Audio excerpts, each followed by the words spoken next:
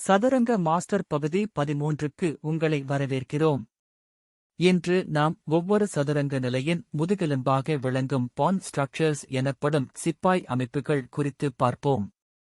புகழ்பெற்ற மாஸ்டர் பிலிடோர் கூறியது போல, சிப்பாய்களே சதுரங்கத்தின் ஆன்மா.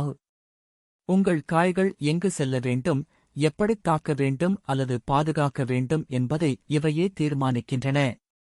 தன் அருகிலுள்ள சிப்பாய்கள் ஒன்றுக்கொன்று குறுக்காக பாதுகாத்துக் கொள்ளும்போது ஒரு பான் செயின் அல்லது சிப்பாய் சங்கிலி உருவாகிறது. இது உடைக்க கடினமான ஒரு சுவரை உருவாக்குகிறது. மறுபுறம், ஒரு ஐசோலேட்டட் பான் அல்லது தனிமைப்படுத்தப்பட்ட சிப்பாய்க்கு அருகில் சிப்பாய்கள் இருக்காது.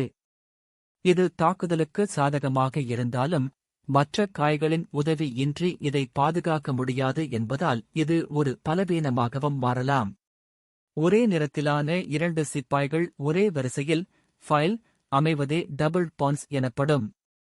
இவை பொதுவாக ஒன்றையொன்று பாதுகாத்துக் கொள்ள முடியாது என்பதால் பலவீனமாக கருதப்படுகின்றன. ஆனால் ஒரு பாஸ்ட் பான் என்பது மிகவும் வலிமையானது.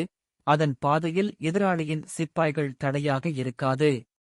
இதை 8வது கட்டத்திற்கு கொண்டு சென்றால் உங்களுக்கு புதிய ராணி கிடைக்கும்.